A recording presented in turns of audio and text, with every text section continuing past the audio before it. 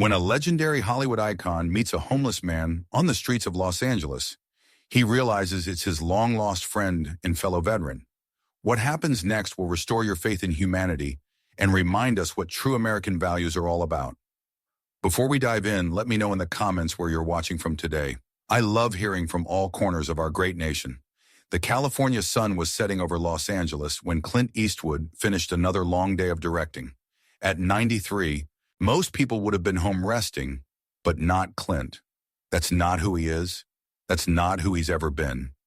Not since his days as a young swimming instructor at Fort Ord or during the Korean War, where he first learned what it meant to serve something greater than himself.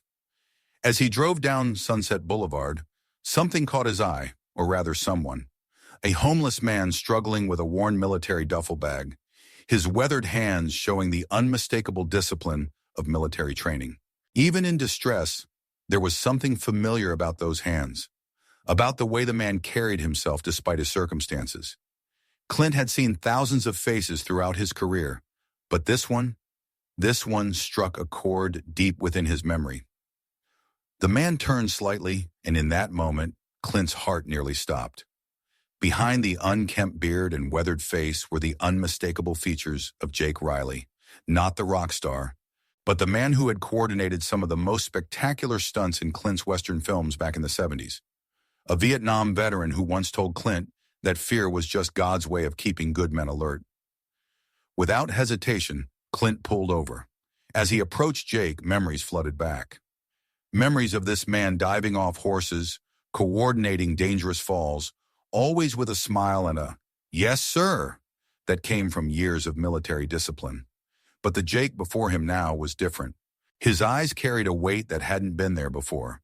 And when he recognized Clint, his face showed not joy, but shame.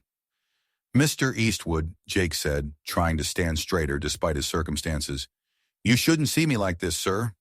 "Cut the sir, Jake," Clint replied, his voice carrying the same quiet strength it had decades ago. "What happened to you?" Jake's next words sent a chill down Clint's spine. "They made sure I lost everything when I tried to tell the truth. They thought they could silence me, but they don't know what they're up against now." The sun had fully set now, casting long shadows on the street, but the darkness in Jake's eyes spoke of shadows far deeper, shadows that Clint Eastwood was about to help bring into the light. That night, over coffee in a quiet diner, Jake's story unfolded. After his stunt work in Hollywood, he dedicated his life to helping fellow veterans through the American Heroes Legacy Alliance, one of the largest private organizations claiming to support military heroes returning home. But what he discovered there would change everything. "The alliance looked perfect on paper," Jake said, his hands trembling slightly as he pulled out a worn envelope from his duffel bag. Their CEO, Victor Sterling, was all over the media, talking about supporting veterans, but something wasn't adding up in their numbers. Jake had noticed discrepancies, first small ones. Money meant for veteran housing programs disappearing into offshore accounts. Medical support funds being redirected to shell companies. But as he dug deeper, the rabbit hole went further than he could have imagined. Sterling was working with Max Green, a big shot in Hollywood production, Jake continued, his voice dropping to a whisper. They were using the alliance as a front, laundering money through fake veteran support programs while real heroes were sleeping on the streets. When Jake tried to report internally, things got ugly. Suddenly, his spotless reputation was tarnished by manufactured scandals. Old friends in the industry stopped returning his calls. His bank accounts were frozen due to suspicious activity. Even his military pension became tied up in endless bureaucratic red tape. "But you kept evidence," Clint said, his eyes fixed on the envelope. Jake nodded, pulling out documents, photographs, and USB drives. "They thought they got everything when they raided my house, but they didn't know about my old military training. Always have a backup plan. Always secure your intel." The evidence was damning. Photos of Sterling at private meetings with shell company executives. Internal memos about redirecting veteran support funds. But what caught Clint's attention was a list of names. Veterans who had tried to speak up before Jake, each one systematically destroyed. "Sterling's got everyone fooled," Jake said, his voice heavy with both anger and exhaustion. "He shows up at veteran events in his expensive suits, shaking hands, making promises. Meanwhile, the real money's going to his friend Green's production company, laundering millions. Jake's voice cracked, and for a moment, the proud veteran looked away, gathering himself. When he turned back, there were tears in his eyes, but also a fierce determination. You know what's worse than being homeless, Clint? Watching your brothers suffer while the vultures profit from their pain? I lost everything trying to expose them, but I'd do it again. Some things are worth losing everything for. Clint's jaw tightened as he looked through the documents. The same sense of duty that had driven him during his military service stirred in his chest. But before he could respond, his phone buzzed with a message. It was from an unknown number. Mr. Eastwood, you're a respected man. Don't let an unstable veteran ruin your reputation. Some stories are better left untold. Clint Eastwood had faced many challenges in his life, but this one felt different. This wasn't about making movies or winning awards. This was about something he understood deep in his bones, the sacred bond between those who serve. His first call was to Sarah Miller, an investigative journalist he'd met during a film premiere. Unlike many modern reporters chasing viral stories, Sarah was old school, more interested in truth than tweets. When Clint shared Jake's evidence with her, her eyes lit up with the fire of someone who just discovered buried treasure. This isn't just about money, Sarah said, spreading the documents across her desk. These shell companies, they're connected to at least 3 other veteran support organizations. If what Jake's saying is true, we're looking at systematic exploitation on a massive scale. But when Clint started asking questions, the pushback was immediate. His agent called first. The studio's nervous. Clint, they're saying this could affect distribution deals. Maybe it's better to let sleeping dogs lie. Then came the meeting with studio executives.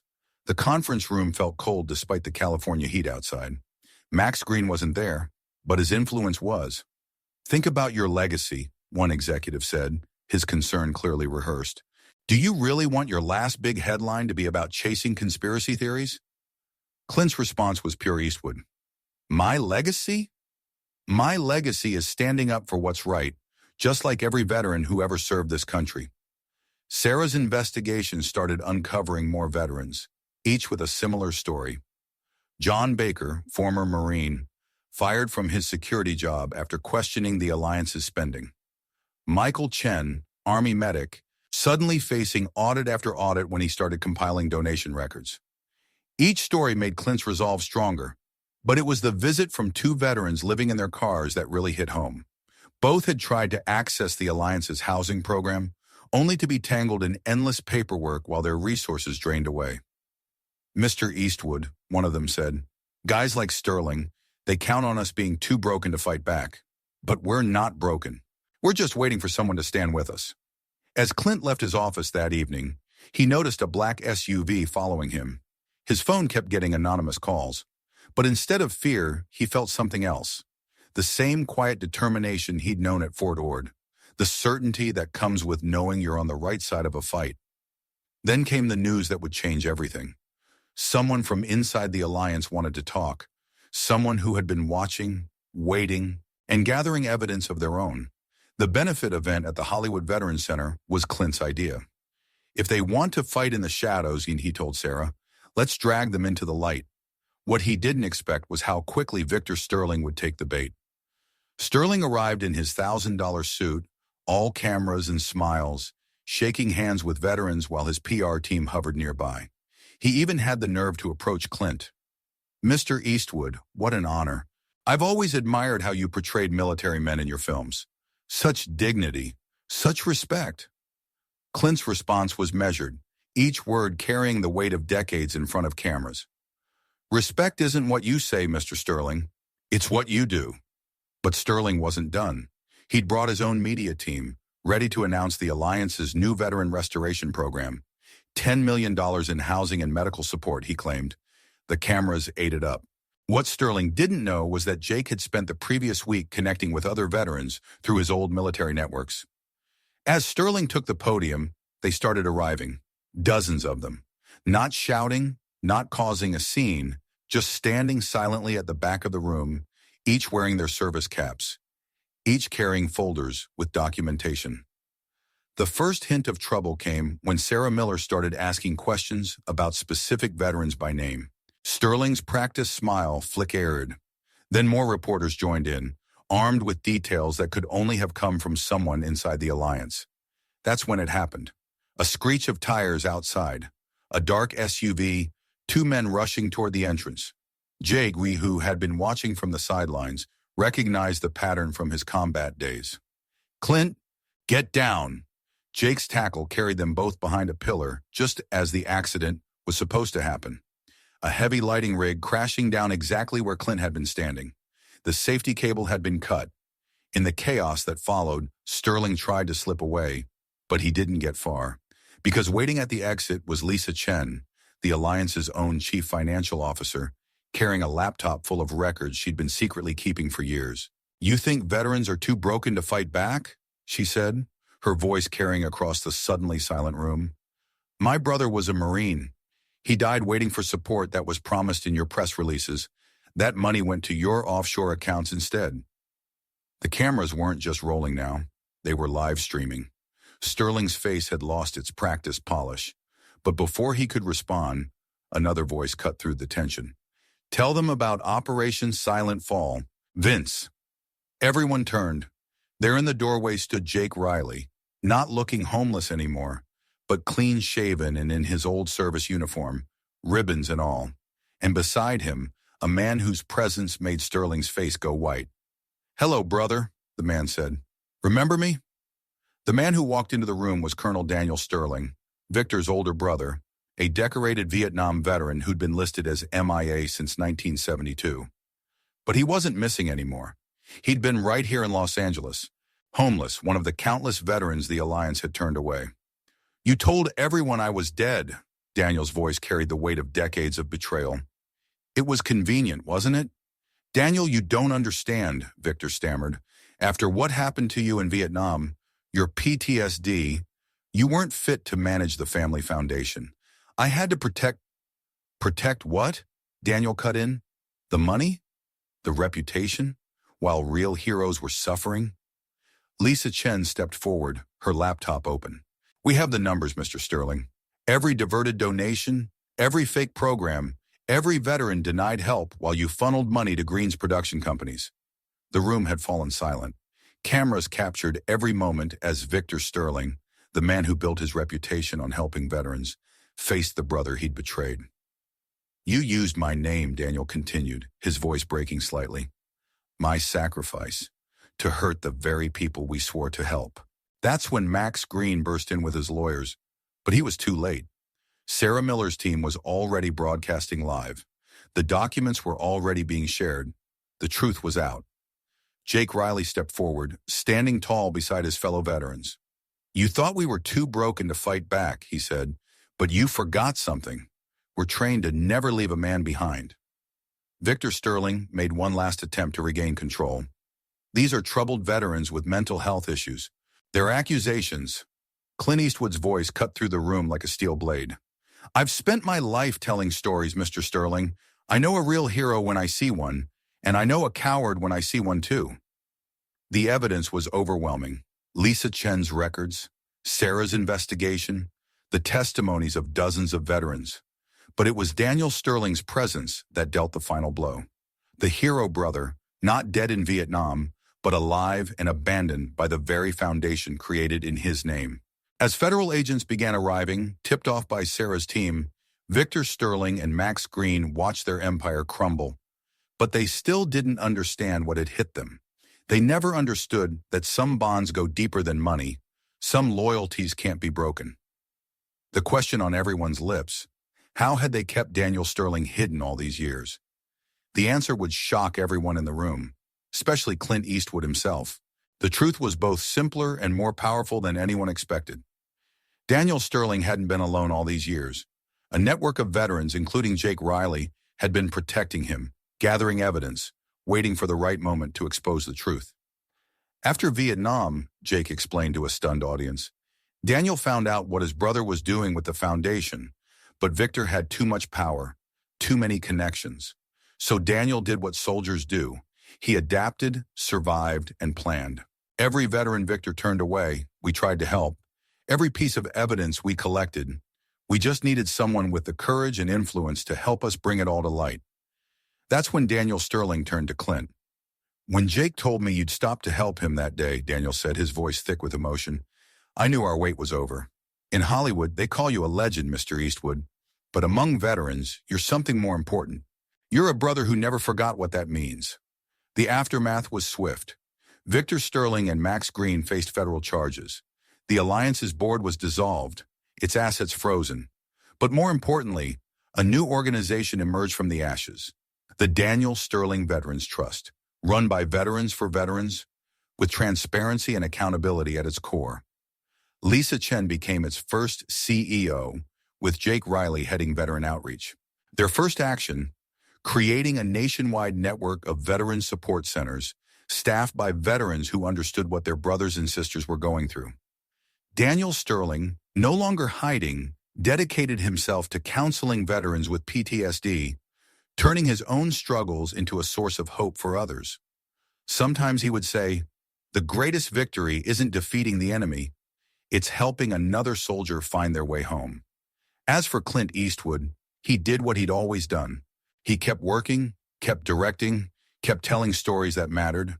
But now every film set he ran had a special program for hiring veterans, giving them a chance to rebuild their lives in the industry he loved. The story made headlines, but the real impact was in the lives changed. Veterans who'd been living in their cars found homes. Those struggling with PTSD found understanding. Those who'd lost hope found purpose. 1 year later, at the opening of the first Daniel Sterling Veterans Center, Clint Eastwood stood before a crowd of veterans and their families. His words were few but powerful. "In our industry, we talk a lot about heroes. We put them on screen, write them into scripts. But real heroes, they're not found on movie sets. They're found in the men and women who put on a uniform and risk everything for their country.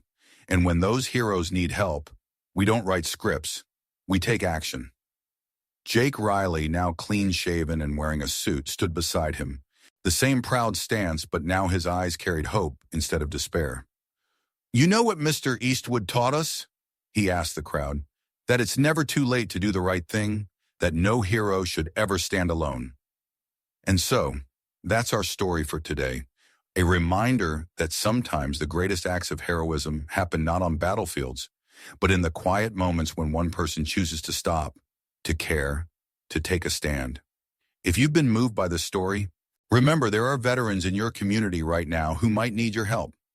Sometimes all it takes is the courage to stop and ask, "Are you okay, brother?" And that brings us to the end of this incredible journey of courage, brotherhood, and redemption. What did you think about Clint Eastwood's unwavering stand for what's right? Share your thoughts in the comments below. I'd love to hear your take on the story and its powerful message. The lesson here is one we can all carry with us. Real heroes don't just fight battles, they fight for each other, even when the odds are stacked against them. Whether it's a kind word, a helping hand, or standing up for what's right, you have the power to make a difference. If you enjoyed this story, don't forget to like, comment, and subscribe to stay inspired by more tales of resilience and humanity. Also, let us know, how can we better support the veterans in our lives and communities? Your voice matters. Until next time, remember, true American values shine brightest when we lift each other up. Take care, and I'll see you in the next one.